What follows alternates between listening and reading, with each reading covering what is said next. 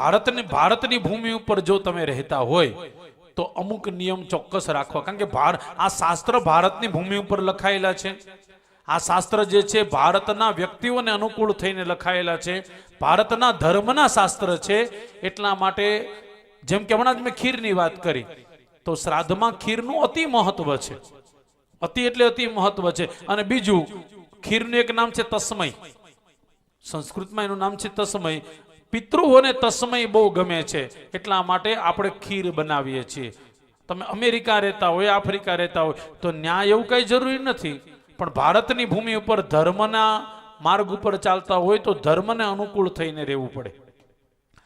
હવે અમુક જગ્યાએ નથી જ મળતો, આપણને ખબર. હું પણ યુગાન્ડા, આફ્રિકા, દુબઈ જાઉં છું.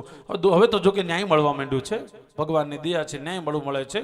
પણ અમુક જગ્યાએ ન જ મળતું હોય તો ત્યાં છેલ્લું એક જ કાર્ય કરો. શું?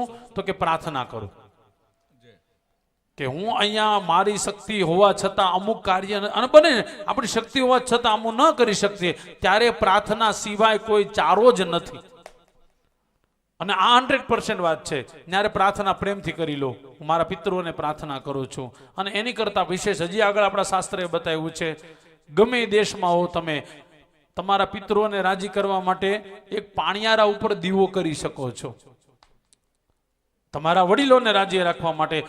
આ વડીલોની વાત થઈ. બીજી પણ શરીરને સારું રાખવા માટે પણ અમુક જગ્યાનું ભોજન અમુક માટે વ્યવસ્થિત સારી રીતના, જેમ કે ઉત્તરાખંડની બાજુ જઈ ત્યાં બાજરાના રોટલા ન મળે, ત્યાં જે મળે એ પ્રમાણે, કારણ કે એ કલ્ચર એવું છે. ત્યાં એ બાજુ મળે, એ મળે. આપણે સૌરાષ્ટ્રમાં જાઓ, એમાં તમે કચ્છમાં જાઓ તો કચ્છમાં આખું ભોજન આખું અલગ જ થઈ જાય. ત્યાં તમને ખબર છે, કચ્છની અંદર તમે જાઓ ને તો લગ્ન પ્રસંગમાં ખીચડી બનાવે, ખબર છે? હવે આપણે ઘણા લોકો એવું માનીએ કે લગ્ન પ્રસંગમાં ખીચડી અપશુકન કહેવાય, પણ કચ્છમાં જાઓ તો આજે હોતે લગ્ન પ્રસંગમાં ખીચડી બનાવે, અને ખીચડી વગર એ લોકોનું ભોજન અધૂરું. તમારો જે સવાલ છે કદાચ હું સંતોષ થયો હોય તો ખબર નહીં, પણ મૂળ વાત છે, જે રાજ્યમાં, જે દેશમાં, જે વર્તમાન સમયમાં રહેતા હોય એના શાસ્ત્રને આપણે એ સમય ફોલો કરવો પડે. હવે ક્રિશ્ચનો છે તો એના બાઇબલમાં લખેલું છે એના ભગવાનને વાઇન ધરવાનું, મેં વાંચેલું છો એટલે હું તમને કહું. પણ આપણે વાઇન ન પીવાય, અને એ તો હું તો બિલકુલ ના પાડું, કારણ કે આપણું ધર્મ ના પાડે છે. પણ એનો ધર્મ એમ કહે છે એવરી ફ્રાઈડે એના ગોડને એ વાઇન, જો બીજું કોઈ પદાર્થ નહીં, એ વાઇન ધરવાનું પછી પીવાનું. એ શુક્રવાર શું કામ? એ હોતે મને ખબર, શુક્રવાર જ એ લોકોએ શું કામ લીધો? વાહ, તમે મારી જેમ વાંચતા લાગો છો. શનિવાર ને રવિવાર રજા હોય એટલે પીન હુઈ જાવ એમ? ના ના, એવું નથી. એની પાછળ પણ કંઈક બહુ મોટું લોજિક. અને આપણા શાસ્ત્રને પૂછો તો શુક્રવાર છે મોજ શોખનો ગ્રહ છે. શુક્ર એટલે મોજ શોખનો ગ્રહ. આપણું પિક્ચર ક્યારે બહાર પડે? શુક્રવારે. જન્મ કુંડલીમાં જે વ્યક્તિનો શુક્ર બળવાન હોય ને એ વ્યક્તિ મોજ શોખ બહુ કરે. વ્યાજે લાવી, ઉછીના લાવીને ફિલ્મ જોવા જાય, ઉછીના લાવીને સારા સારા કપડા પહેરે. સમજી લેવાનું શુક્ર બહુ સારો છે. અને શુક્ર જેનો ખરાબ હોય એ એક જોડીમાં 7 દિવસ કાઢી નાખે. બધા ઓળખે છે ને. ટૂંકમાં એના જીવનમાં કાંઈ એન્જોય ન હોય. શુક્ર જેનો સારો એ એન્જોય કરી શકે. એટલે ઈ કલ્ચર જે છે એ શુક્રને ફોલો કરે છે, શુક્રવારને ફોલો કરે છે. અને બાએ કીધું ઈસુનું જે, પણ વાસ્તવમાં શુક્રવાર એ લોકો વાઇન ધરે છે. અને એ લોકો ઠંડા પદાર્થમાં રહે, ઠંડા પ્રદેશમાં રહે એટલે લોકો માંસ આદિ ખાય છે. પણ આપણા માટે માંસ નથી.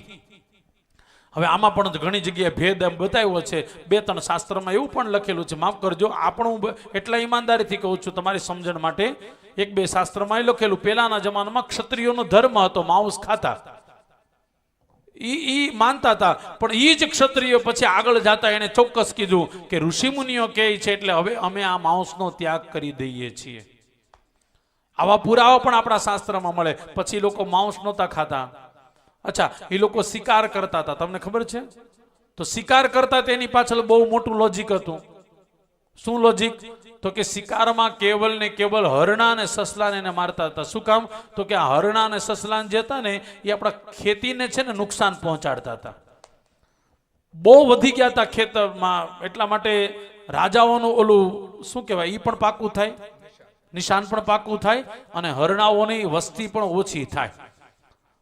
ઈ છે તો પાપ જ, સાંભળજો, ઈ પાપ તો છે જ. એટલા માટે હરેક રાજા જ્યારે રાજસિંહાસન બેસે ઉતરે ત્યાં સુધીમાં એને હોતે અમુક પ્રકારના યજ્ઞ કરવા પડતા. આ ધર્મ સભાની ધર્મની વાતો છે, માફ કરજો, પણ અમુક વસ્તુ ચોક્કસ કહી. તમે જે દેશમાં રહેતા હોય એટલા માટે જો ગીતામાં લખેલું દેશ કાલ અને સંકીર્ત્ય, દેશ પ્રમાણે વ્યવહાર થવો જોઈએ. બીજું કાલ એટલે સમય, કાળ એટલે કેટલા વાગ્યા નહીં હો, કાળ એટલે સમય, સમય પ્રમાણે વ્યવહાર ચાલુ કરવો જોઈએ. એ ભગવાને તમને કરોડોપતિ બનાવ્યા હોય તો તમે દાન કરો, પણ કરોડોપતિ ન બનાવ્યા હોય તો દાન કરવાની જરૂર નહીં. પેલા દિવસે કીધું તો વચ્ચે પણ કીધું, આજે પણ કહો, વ્યાજે લાવીને કથા ન થાય, ઉછીના લાવીને ભાગવત સપ્તાહ ન કરાય, અરે આરતીમાંય ન ધરાય. હું તો ન્યા સુધી ના પાડું, એની કરતા આમને પગે લાગી લેવાય. આ ધર્મ જ કે છે તમને મને,